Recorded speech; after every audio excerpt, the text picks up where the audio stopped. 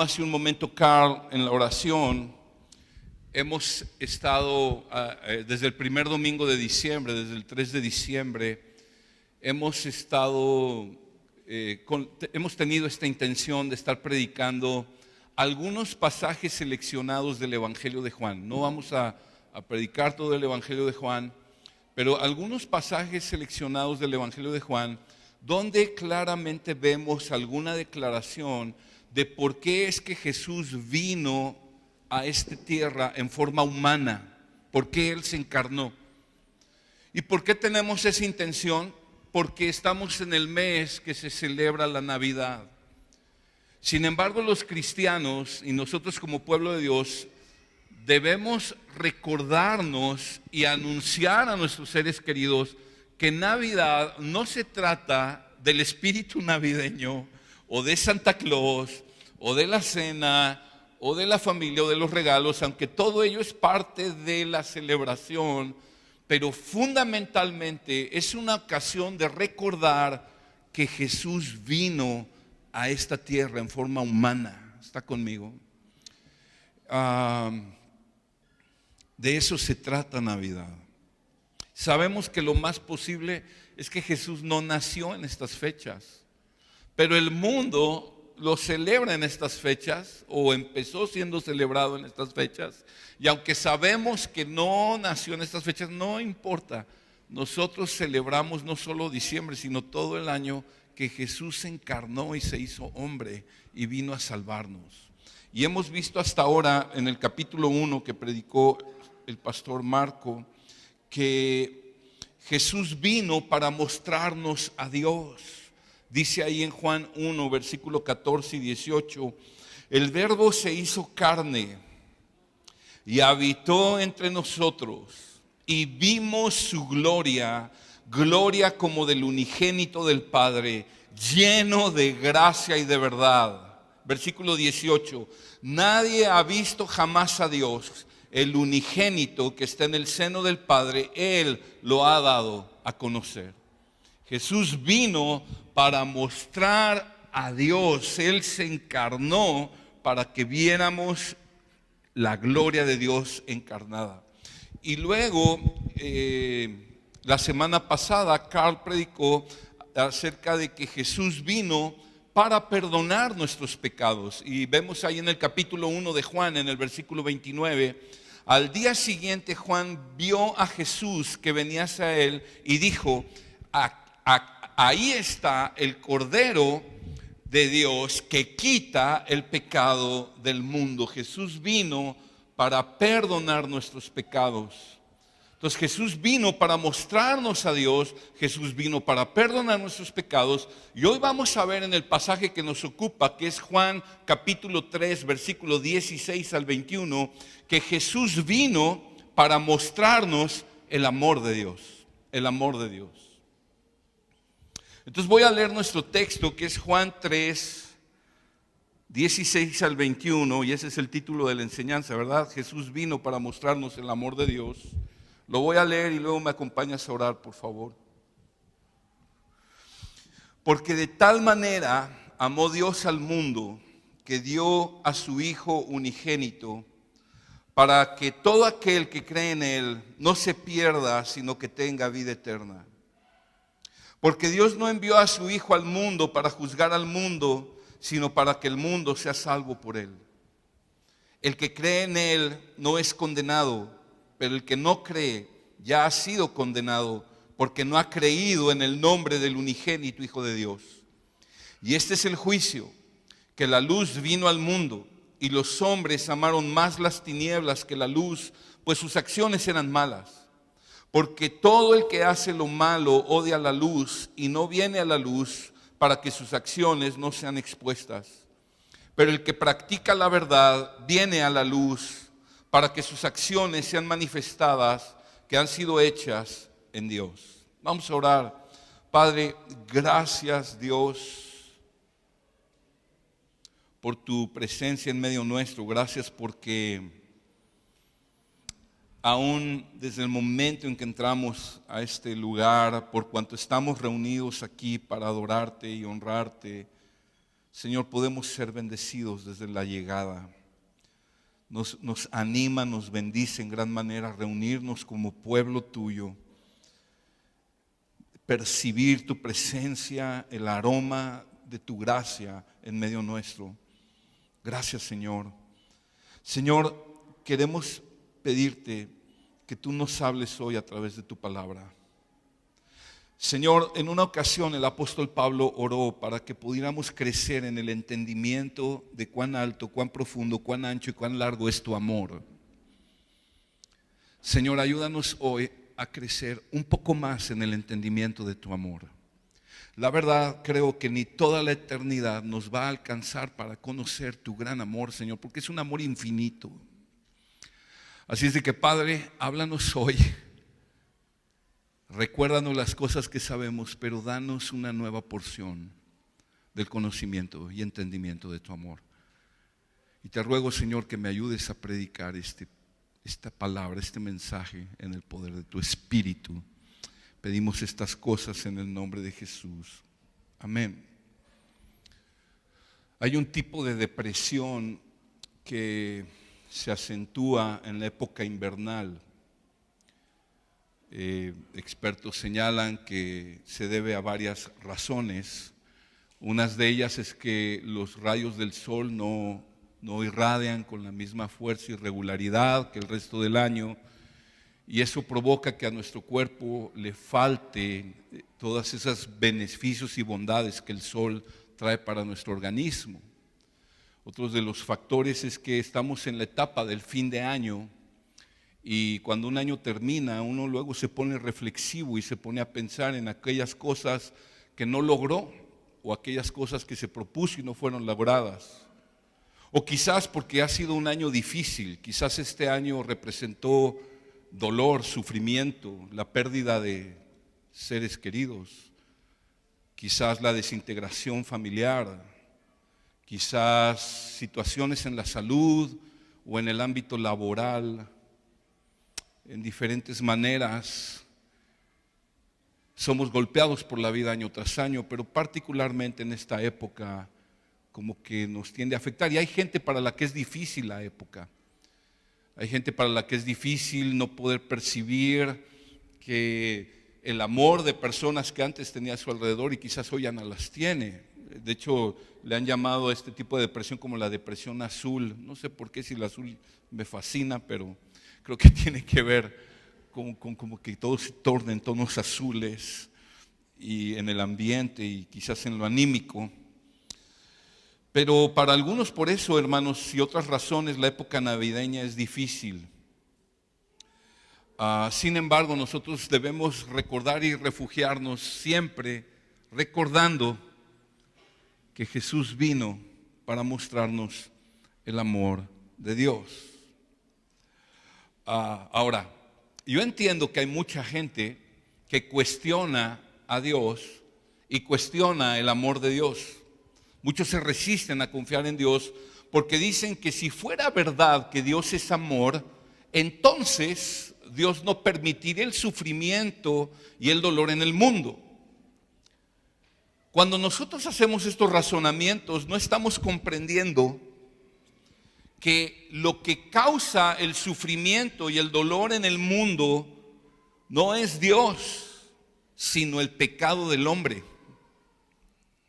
Cuando Dios creó al hombre, Dios puso al hombre en el huerto, en un ambiente perfecto, en una armonía perfecta.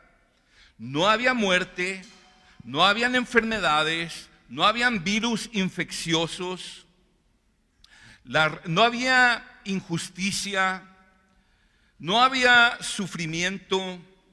La relación del hombre con su mujer era completamente armoniosa. La relación del hombre con Dios estaba fluyendo de manera armoniosa también. Pero cuando el hombre decidió rebelarse contra el Dios que lo creó, cuando el hombre decidió rebelarse contra este buen Dios, entonces junto con la rebelión del hombre, con el pecado, entró la muerte, entró el sufrimiento, entró el caos, entró el desamor, entró el odio y entró todo el desastre que ha acompañado a la raza humana desde la caída del hombre en el Edén. Desde ese momento, toda la creación y el hombre y las relaciones humanas obviamente se infectaron de pecado. O sea, yo les he compartido otras veces, basta leer los primeros 6 capítulos de Génesis para que te des cuenta cómo el pecado infectó a toda la raza humana. En el capítulo 4 tú encuentras al primogénito de Adán y Eva asesinando a su hermano.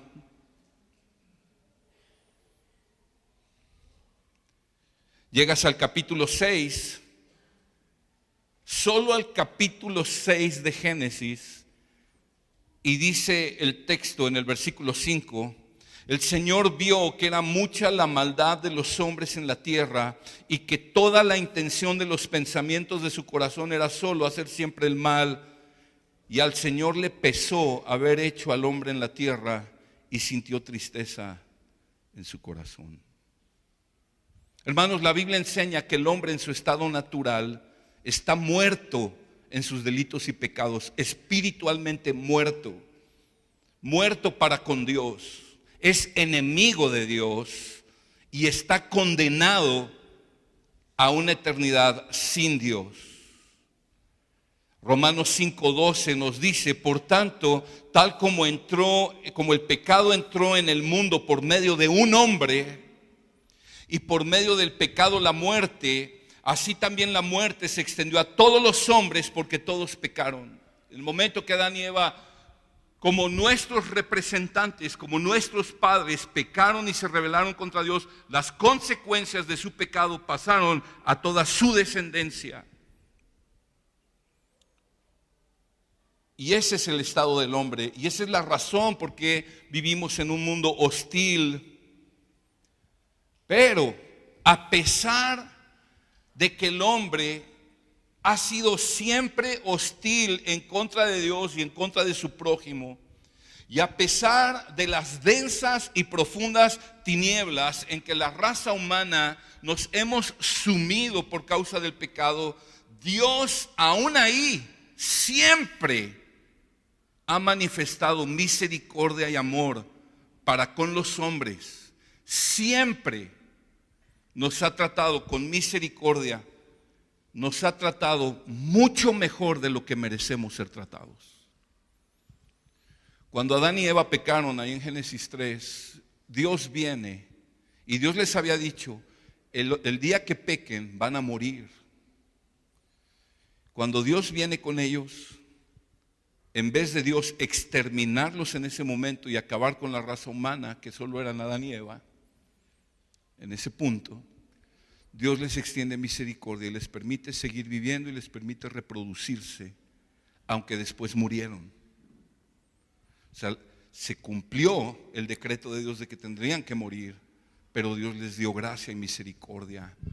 Y desde entonces, hermanos, no importa lo terrible que una persona viva en esta tierra, o sea, no importa qué cosas tan terribles viva, está bajo la gracia y la misericordia que Dios todavía le está teniendo a esa persona. Dios siempre ha tratado a la raza humana con misericordia.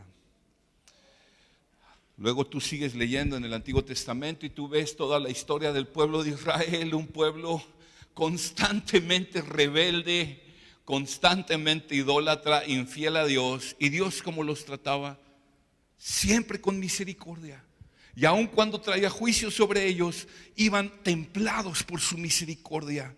Siempre Dios ha tratado a la raza humana con misericordia y paciencia. En este pasaje vamos a ver cómo Dios muestra su amor a la raza humana a través de la persona y la obra de Jesucristo. Y vamos a ver también cómo debiéramos nosotros responder a ese amor.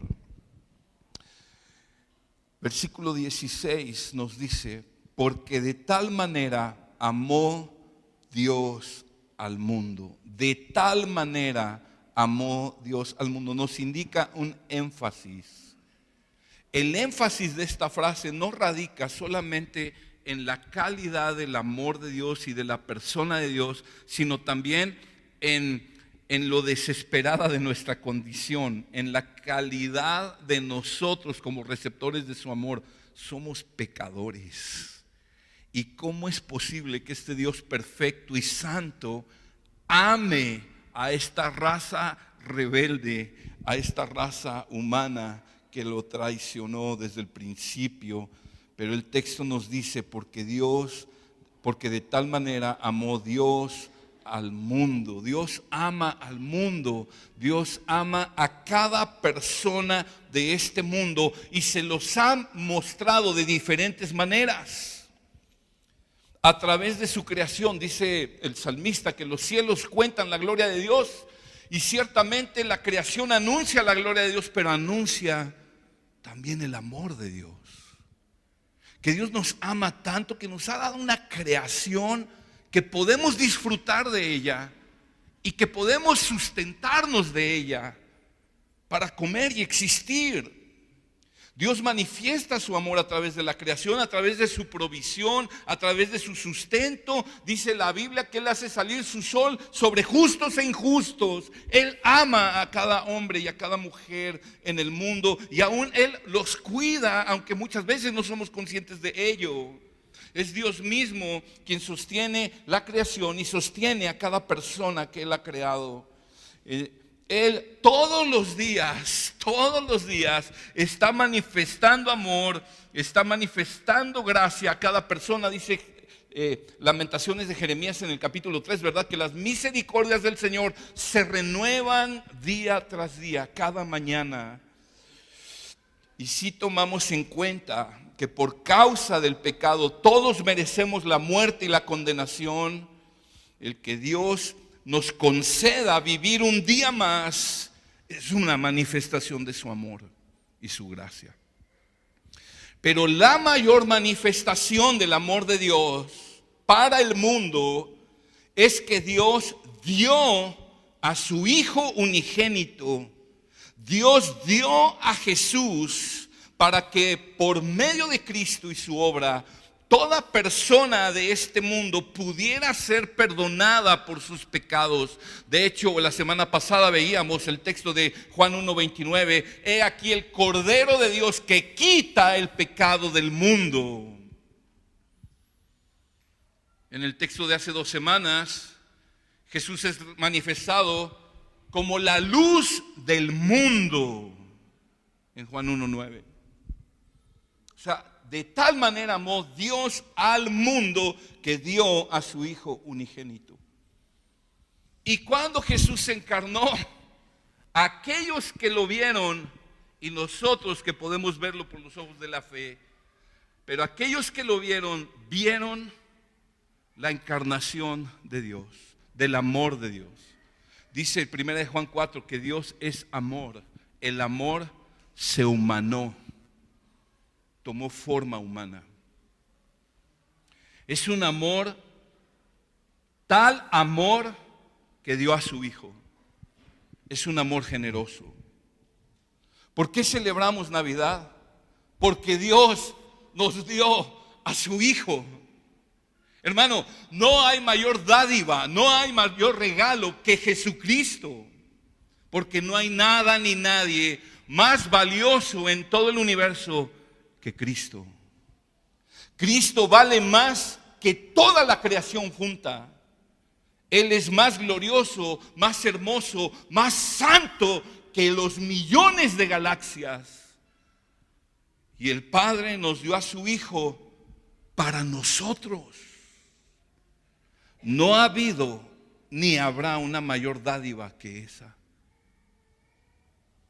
A lo mejor gente dice, y tú estás aquí sentado y dices, es que Dios si me amara me diera un esposo, me diera una esposa. Dios si me amara me diera un mejor trabajo. Dios si me amara me diera una mejor más familia. Dios si me amara me diera una mejor familia. Dios dio a su Hijo. Dio a su Hijo por ti. Es un amor generoso al grado que dio a su Hijo unigénito. Cuando Jesús estuvo en esta tierra, mostró la generosidad del amor de Dios por el mundo. Hermano, Jesús fue sumamente generoso mientras estuvo en la tierra. Ya en el capítulo 1 lo vimos, ¿verdad? Que Él estaba lleno de gracia y de verdad. Cualquiera que lo viera, estaba viendo a la persona más humilde, más tierna, más bondadosa, más paciente, más pacífica, más amable, más amorosa que ha pisado la tierra. Jesús amó y sirvió más que nadie. Sanó multitudes de enfermos, liberó quizás a miles de endemoniados atormentados, alimentó masas y masas de gente con comida y les nutrió con sus enseñanzas. Todo lo que Jesús hizo estaba impregnado del amor de Dios. Cada palabra que salió de su boca venía del torrente, de la fuente del amor perfecto de Dios. Dice el salmista en el Salmo 45, versículo 2, hablando acerca de Cristo proféticamente: eres el más hermoso de los hijos de los hombres, la gracia se derrama en tus labios, por tanto tu Dios te ha bendecido para siempre. Jesús vino a mostrar la generosidad del amor de Dios. Pero cuando el texto nos dice que de tal manera amó Dios al mundo que dio a su Hijo, escucha, no es solo que lo dio para que lo viéramos y que para que viéramos la gloria de Dios. Cuando dice que lo dio, se refiere a que lo dio para que Él muriera en nuestro lugar. Él lo dio como una ofrenda para ser sacrificado en lugar de que tú y yo fuéramos sacrificados por nuestro pecado. Como dijimos antes, nosotros merecemos morir por nuestro pecado, pero Jesús nos fue dado para que Él muriera llevando nuestro pecado sobre Él. El justo murió por los pecadores. Dios envió a su Hijo como la mayor muestra y manifestación del amor de Dios. Yo oro con todo mi corazón que si tú todavía piensas que Dios no te ama, yo oro que a través de estos textos, de esta palabra, tú puedas ver lo glorioso del amor de Dios en Cristo Jesús, pero también puedas ver la condición de tu pecado. Y no solo está orando por eso para ti, sino también para mi vida. Vamos a ver un pasaje que sorprendentemente, no me sorprende, pero se citó en la alabanza, se citó en la oración, y vamos a ver Romanos capítulo 5, porque Romanos capítulo 5 nos ayuda a comprender, nos amplía el panorama de cómo es glorioso el amor de Dios por nosotros en Cristo, pero también de cómo es nuestra condición desesperada delante de Dios. Romanos capítulo 5 nos habla, voy a leer del versículo 6 al 10, pero antes de leerlo, quiero que vayas notando cómo este pasaje nos habla de nuestra condición desesperada, pero nos habla de cómo en el mismo versículo, en los mismos versículos, cómo Dios resuelve nuestra condición desesperada por medio del sacrificio de Cristo. Por eso nos lo dio.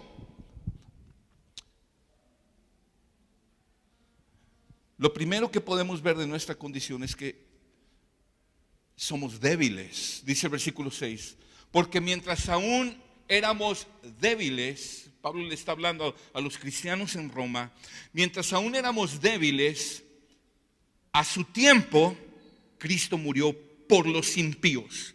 Cuando dice éramos débiles, La palabra quiere decir incapaces, inhabilitados para salvarnos, inhabilitados, incapaces de escapar de nuestra condición de pecado, de nuestra naturaleza de pecado.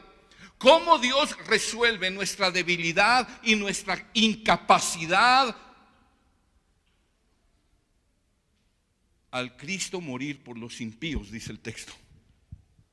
Mientras aún éramos débiles, incapaces de agradar a Dios, incapaces de obtener nuestra salvación, inhabilitados totalmente a su tiempo, Cristo murió por los impíos.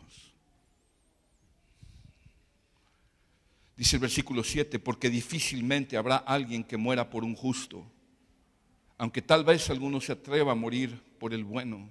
Dice, difícilmente puedes encontrar en la tierra a alguien que se atreva a dar su vida para salvar a alguien que es bueno, que es justo. Pero está mostrando que Cristo vino a morir no por los justos, por los pecadores, por los débiles.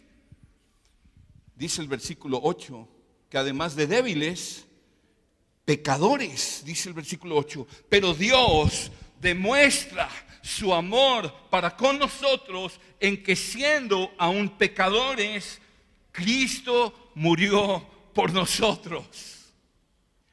Siendo aún pecadores, Dios no dijo como, a ver, si se portan bien, les voy a mandar a mi hijo para que lo salve. Eso era imposible. ¿Por qué era imposible? Porque éramos débiles, imposible agradar a Dios, inhabilitados. Éramos pecadores, es decir, rebeldes a Dios, infractores de su ley y de su voluntad. Hermanos, el pecado es lo más opuesto a Dios, es lo más opuesto al carácter santo y justo de Dios.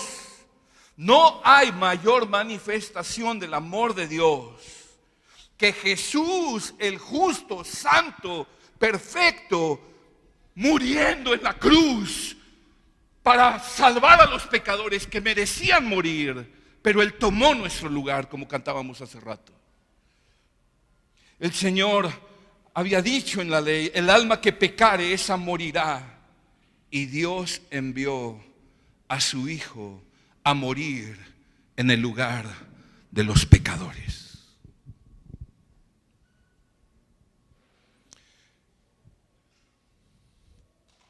Creo que cuando personas tenemos problemas para entender el amor de Dios, es que no estamos entendiendo nuestra condición y nuestra calidad de pecadores delante de Dios. Creemos que somos buenos en alguna manera. Creemos que merecemos ser tratados por Dios de una mejor manera. Eso es un gran engaño. No tenemos en cuenta nuestra condición y no estamos teniendo en cuenta lo santo, perfecto y justo que es Dios.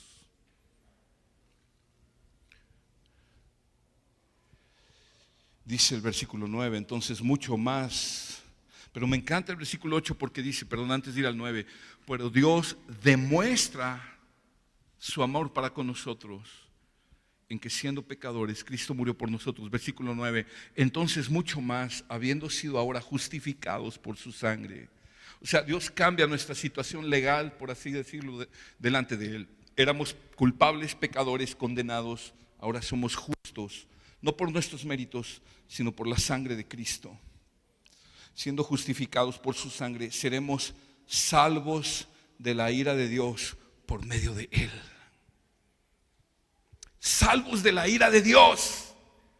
Sabes que cuando Cristo estaba en la cruz del Calvario, el Padre derramó su ira sobre su Hijo por causa del pecado que su Hijo llevaba encima. Pero el pecado que su Hijo llevaba encima no era el de Él, era el nuestro.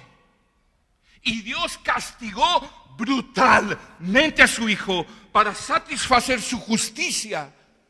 Porque Dios es justo y no es alcahuete y no puede pasar por alto el pecado. Tenía alguien que pagar por tu pecado y el mío para satisfacer la ira de Dios, la justicia de Dios.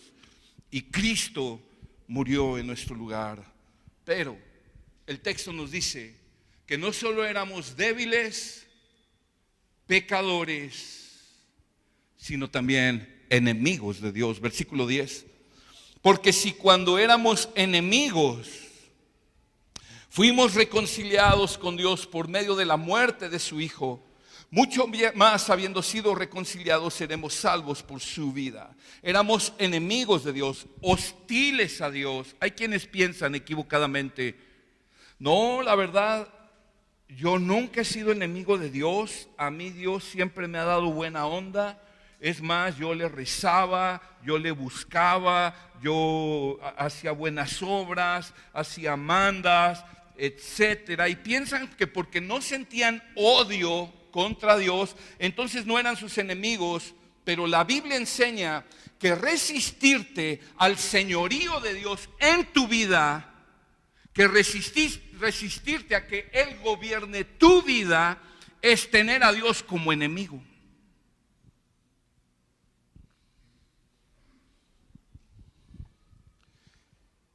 Pero el texto dice, y yo no sé si lo estás notando en cada uno de estos versículos, cómo Dios resolvió nuestra debilidad, que a su tiempo Cristo murió por los impíos. Cómo Dios resolvió nuestra condición de pecadores, dice el versículo 8, Cristo murió por nosotros. ¿Cómo resuelve Dios nuestra enemistad y el que somos enemigos de Dios? Versículo 10 dice, porque si cuando éramos enemigos, dice, fuimos reconciliados con Dios. ¿Cómo?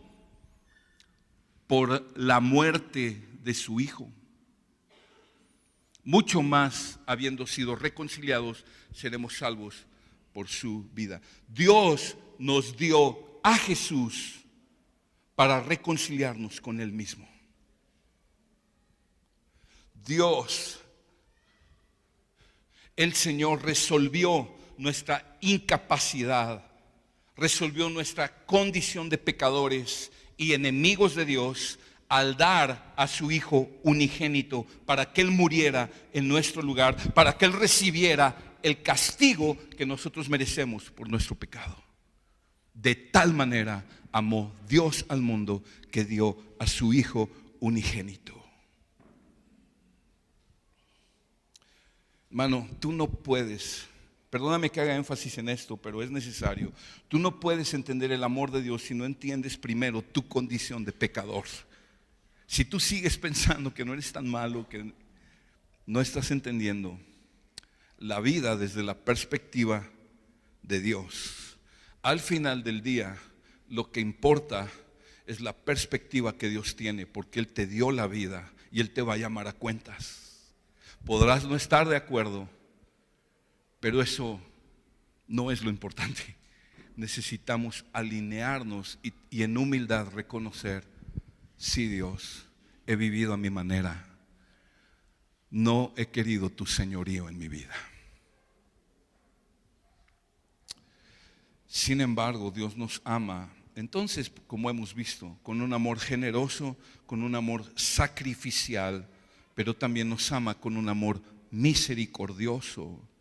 Dice versículo, volviendo a nuestro texto, Juan 3, 16 y 17, porque de tal manera amó Dios al mundo que dio a su Hijo unigénito, para que todo aquel que en Él cree no se pierda, mas tenga vida eterna. Porque Dios no envió a su Hijo al mundo para juzgar al mundo, sino para que el mundo fuera salvo por Él. Jesús nos fue dado como el acto de mayor misericordia que ha habido. Dios, en vez de condenar a la raza humana, envió a su Hijo para salvarnos y darnos vida eterna. Cuando Él dice, no envió a su Hijo para juzgar al mundo, escucha, no quiere decir que Dios nunca va a juzgar al mundo. Pero cuando Jesús vino en su primera venida, Él no vino para traer juicio, sino para traer salvación. Cuando Él vuelva en segunda vez, será otra historia. Él vendrá a juzgar. El juicio viene. Pero en su primera venida no vino a juzgar. El hombre débil, pecador y enemigo, escucha esto por favor. El hombre pecador, enemigo de Dios, débil, no merecemos absolutamente nada de parte de Dios. Nunca hemos merecido nada de parte de Dios. Nunca mereceremos nada de parte de Dios. Nunca.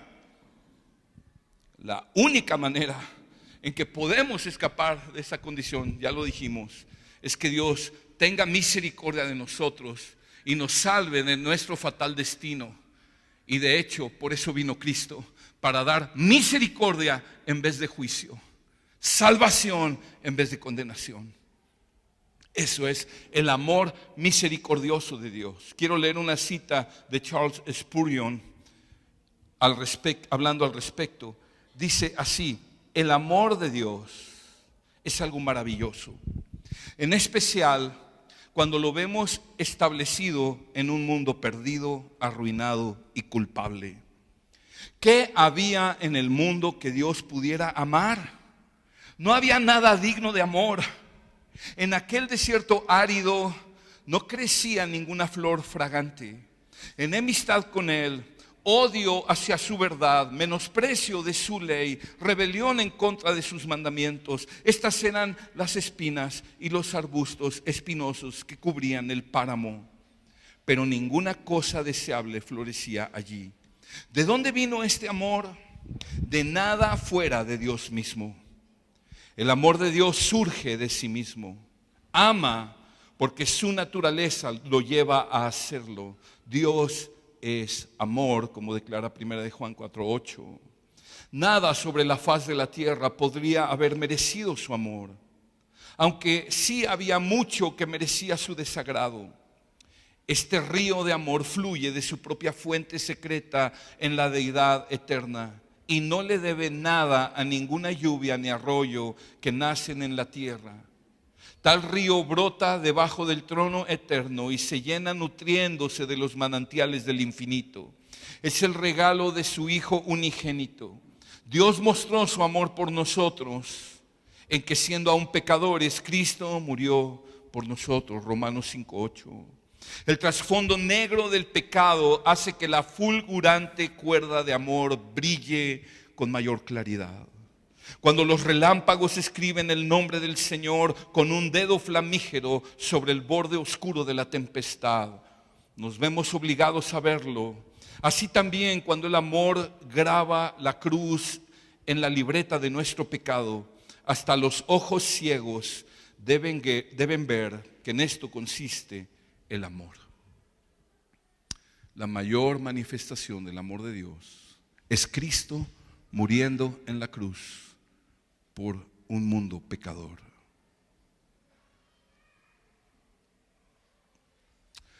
¿Cómo? Ahora, yo sé que el texto nos dice que de tal manera amó Dios al mundo que dio a su Hijo unigénito. ¿Cómo se recibe ese amor? ¿Cómo recibes los beneficios de la obra de Cristo y la manifestación del amor de Dios en la cruz del Calvario? La respuesta está en el final del versículo: para que todo aquel que en Él cree no se pierda, mas tenga vida eterna.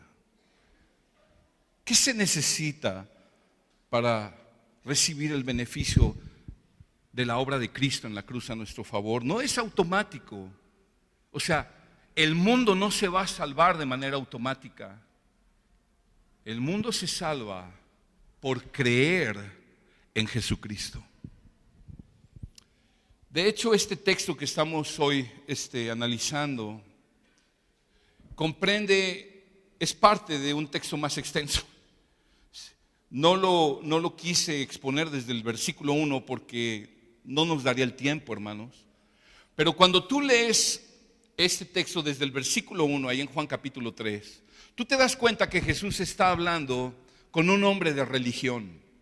Es más, un religioso de los principales para el pueblo judío, un miembro del Sanedrín, la crema innata de la religión judía. Este hombre se llamaba Nicodemo. Y viene a Jesús a verlo de noche y viene para hablar con él. Y Jesús le dice: Nicodemo, si no naces de nuevo, tú no puedes ver el reino de Dios. Si no naces de nuevo, no puedes entrar al reino de Dios. Y Nicodemo no entendió ni papa. Jesús le estuvo explicando en qué consiste nacer de nuevo. Jesús le enseñó esto porque, como enseña la Biblia, todo ser humano viene a este mundo vivo físicamente, pero muerto espiritualmente. Y para poder heredar la vida eterna, necesitamos lo que la Biblia le llama, y Jesús le llamó, nacer de nuevo. Es decir, que Dios pone su espíritu en nosotros, nos da vida nueva, nos viene y nos da la vida de Dios. Pasamos de ser enemigos de Dios a ser hijos de Dios por haber creído en Jesucristo. O sea, Nicodemo le hace preguntas a Jesús, Jesús le sigue explicando el nuevo nacimiento, y al último de su enseñanza, Jesús le dice cómo es que se nace de nuevo. Y quiero que veas conmigo ahí en el capítulo 3 donde estamos, pero el versículo 14 y 15.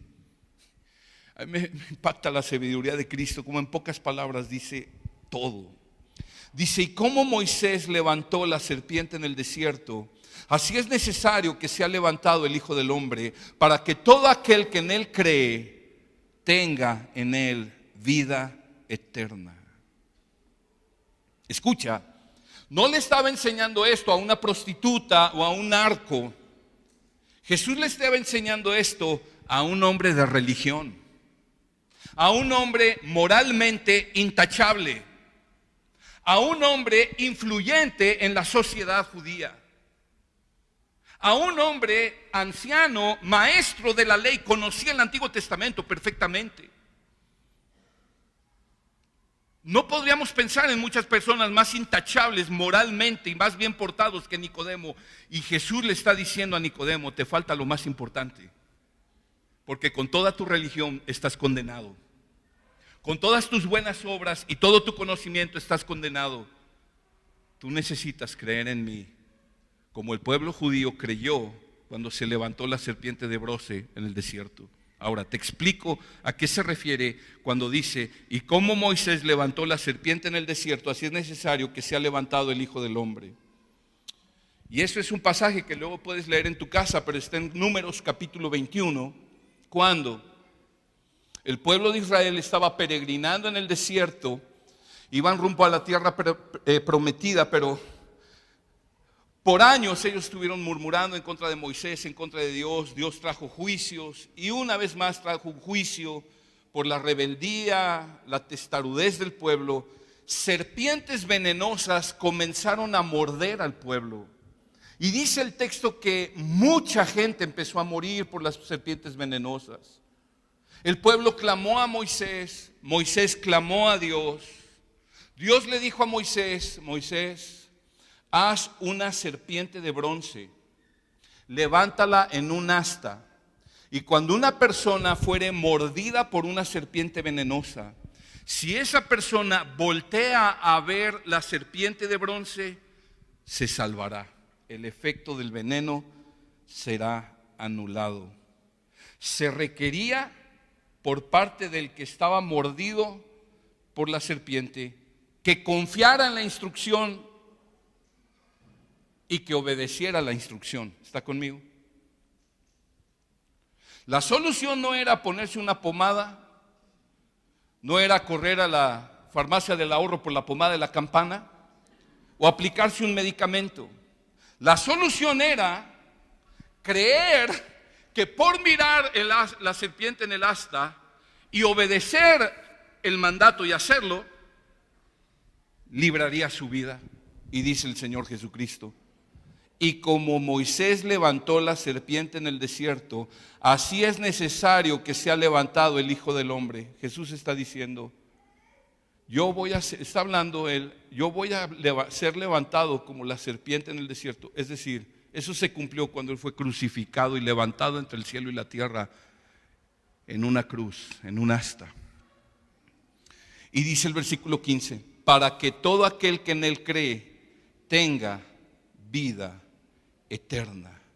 Jesús le está diciendo a Nicodemo que él mismo, al ser levantado en esa cruz, todo aquel que crea en él tendría vida eterna. Pero este creer en él, ¿qué requiere? Requiere confiar con todo nuestro corazón que Jesús y su obra es suficiente para salvarnos de nuestros pecados y obedecer, es decir, rendir nuestra vida en obediencia a Él para que Él señoree.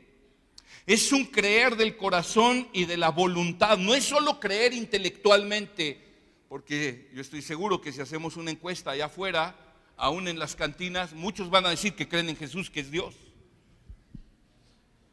pero es un creer con el corazón y con la voluntad. Cuando una persona es consciente de su necesidad a causa del pecado y reconoce que ha sido un pecador y acude a Cristo y confía en Él, descansa en Él, se entrega por completo, entrega su alma a Jesús, reconociéndolo como el Salvador y el Señor. El israelita mordido por la serpiente por la serpiente, no se salvaría por mirar a Moisés, no se salvaría por mirar el tabernáculo, sino que se salvaría por mirar la serpiente de bronce, habiendo confiado que ese era el medio que Dios proveyó para su salvación en esa ocasión. La persona no se salva hoy solo por creer en la existencia de Dios o solo por creer en la existencia de Jesucristo, no solo por creer que Dios es bueno o por creer que tengo buenas obras. La gente se salva al mirar con fe a Jesucristo crucificado, confiando que Él es el único que puede perdonar mis pecados, porque Él murió llevando mis pecados. Dice, para que no se pierda, mas tenga vida eterna. Quiero leer el texto del versículo 14 al 17 de corrido, porque cobra un mayor sentido. Dice, y como Moisés levantó la serpiente en el desierto, así es necesario que sea levantado el Hijo del Hombre, para que todo aquel que en Él cree tenga en Él vida eterna. Porque de tal manera amó Dios al mundo, que dio a su Hijo unigénito, para que todo aquel que en Él cree no se pierda, sino que tenga vida eterna. Porque Dios no envió a su Hijo para juzgar al mundo, sino para que el mundo sea salvo por Él. Hermanos, esta es la promesa más maravillosa, más gloriosa, más escandalosa que jamás se ha hecho. Vida eterna. A los que merecían condenación se les otorga vida eterna por haber creído en Jesucristo con todo su corazón. Ahora quiero que tomes en cuenta algo. Jesús le está diciendo esto a un fariseo, a un hombre que a sus propios ojos los demás no merecían nada, solo él y su religión. Pero Jesús vino para salvar a los pecadores. Si tú reconoces que eres un pecador, hay grandes noticias y esperanza para ti en esta mañana. Dios te ama tanto que dio a su Hijo unigénito para morir en tu lugar, y que al tú creer en Él puedas tener el perdón de tus pecados y vida eterna. Dios espera una respuesta de nuestra parte a este glorioso amor. Te lo dije hace un momento. No es automática la salvación. Sí, Dios ama al mundo y dio a su Hijo, pero ¿quiénes reciben el beneficio de la obra de Cristo? Aquellos que han creído en Él. Dios, nos dice el texto, no envió a Jesús para traer juicio al mundo, pero no quiere decir que Dios nunca va a juzgar al mundo. Al contrario, Dios va a traer juicio, escucha, a aquellos que rechacen a su Hijo. Aquellos que rechacen esta dádiva de Jesucristo serán condenados. Versículo 18 al 21. El que cree en Él no es condenado, pero el que no cree ya ha sido condenado, porque no ha creído en el nombre del unigénito Hijo de Dios. Y este es el juicio, que la luz vino al mundo, como dice en Juan 1. Jesús, la luz, vino al mundo, y los hombres amaron más las tinieblas que la luz, porque sus acciones eran malas. Porque todo el que hace lo malo odia la luz y no viene a la luz para que sus acciones no sean expuestas. Pero el que practica la verdad viene a la luz para que sus acciones sean manifestadas, que han sido hechas en Dios. Este pasaje es muy revelador. La verdadera razón, porque hay personas que niegan la existencia de Dios. La verdadera razón por qué personas se resisten a creer en Jesucristo y a entregarle su vida es porque aman más su pecado. que a Dios, que a Jesús. Aman ser los, entre comillas, dueños de su vida. No quieren venir a la luz. No quieren venir a Jesús porque Jesús nos confronta con nuestro pecado y nuestra manera de vivir. El que no cree, dice, versículo 19, este es el juicio, la luz vino al mundo, pero los hombres amaron más las tinieblas que la luz, porque sus acciones eran malas. No te faltan evidencias de la existencia de Dios.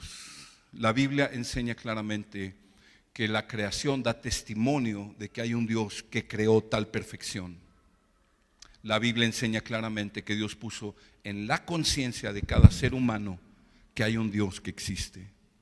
Cuando una persona insiste en negar a Dios, no es por falta de evidencias intelectuales o físicas, es porque esa persona ha violado tanto su conciencia que se ha convencido de que Dios no existe. ¿Y por qué ha violado tanto su conciencia? Porque ama más las tinieblas que la luz.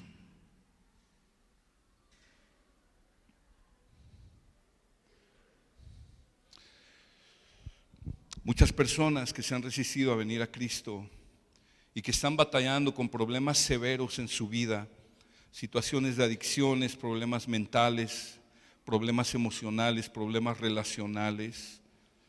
Y lo que más necesitan no es tanto un centro de rehabilitación o una terapia psicológica o conseguir otro préstamo en la caja popular. Lo que más necesitan es rendir su vida a Cristo. El problema es que aman más las tinieblas que la luz. Aman más vivir en el caos que detestan. Esto parece contradictorio. Aman más vivir en ese caos que los atormenta que a Jesús. Están ciegos y aman su ceguera. Si hoy estás aquí sentado, y no importa si tal vez eres un Nicodemo,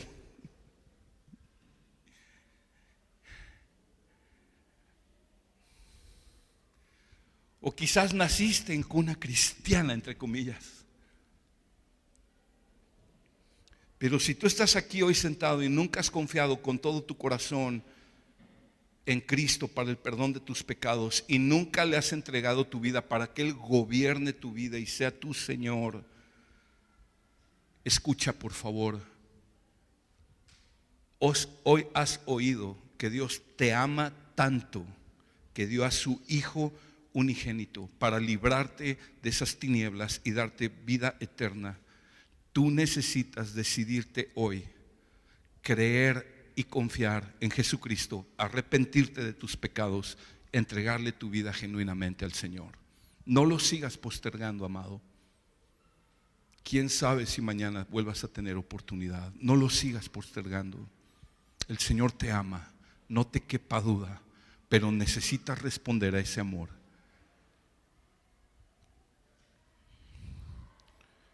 Y amados hermanos, amada iglesia, si Dios nos ha amado de esta manera, nosotros necesitamos responder a este amor, amando a Jesús, amando a nuestro prójimo. Escucha, con un amor como el de Dios, porque somos criaturas, somos hechos a imagen de Dios y estamos siendo restaurados a imagen de Dios.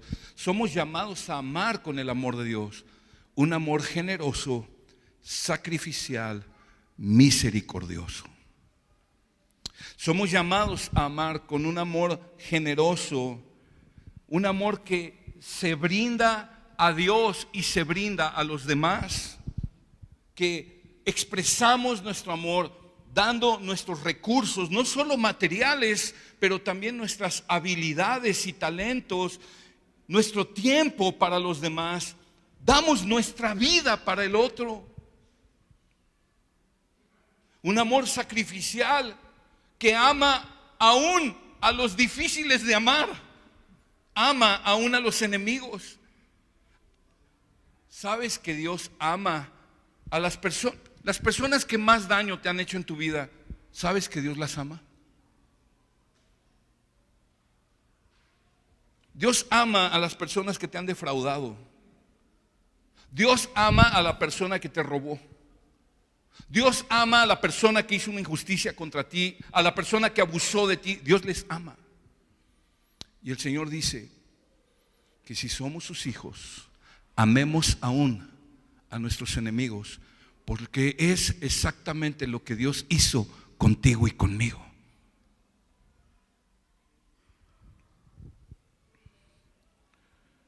Es un amor que ama a los que nos parecen que no son dignos de ser amados.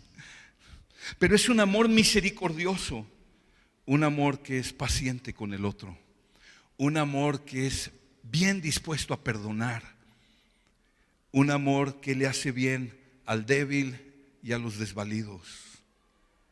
Cuando sientas odio por una persona, piensa que Dios le ama y dio a su Hijo para salvar también a esa persona. Ora que el Señor te conceda recordar cuánto Dios te ha perdonado a ti y te ayude a perdonar a esa persona y aún amar a esa persona. La evidencia más segura de que pertenecemos a Dios y que hemos confiado en Cristo con todo el corazón es que estamos creciendo en amar más a Jesús y amar más a nuestro prójimo. Termino con esta cita de Bryan Chapell en su libro Gracia sin Límites. ¿A quién ama Jesús? Él ama al que no es fácil de amar, al rechazado, al necesitado, al perdido, al pobre, al huérfano y a la viuda en angustia. Le encanta mostrar misericordia y defender a los desamparados. Ama a su creación y a todos los que ha creado a su imagen. Si amamos a Jesús, también los amaremos a todos ellos. Amén. Hermanos, en estas épocas vamos a convivir con muchas personas. Quizás vas a ver familiares, amistades, que quizás no tengas muchas ganas de verlos. Pero acuérdate, esta época no se trata de ti ni de mí. De hecho, cada día de nuestra vida se trata acerca de Cristo. Y si este año no te fue bien y tuviste grandes sufrimientos y pérdidas, recuerda, Jesús te ama, dio su vida por ti. Esta vida es temporal y pasajera. Él te ama, te espera la gloria eterna. Vamos a orar, amados. Padre, gracias por tu santa palabra.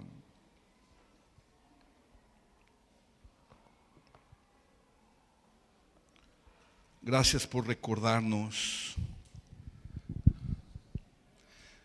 por instruirnos cuán grande es tu amor para con nosotros. Gracias, Señor, porque tu amor perfecto, infinito sobre tu pueblo es permanente y lo manifestaste de manera gloriosa a través de la persona y la obra de nuestro Señor Jesucristo. Señor, ayúdanos a nosotros a crecer en la comprensión de ese amor, Señor. Señor, ayúdanos a que todos nosotros, bien arraigados y cimentados en amor, seamos capaces, junto con todos los santos, de comprender cuál es la anchura, la longitud, la altura y la profundidad, y de conocer el amor de Cristo que sobrepasa todo el conocimiento, porque entonces así, Señor, seremos llenos de toda la plenitud que tú tienes para nosotros. Sé glorificado en medio nuestro. En el nombre de Jesús. Amén.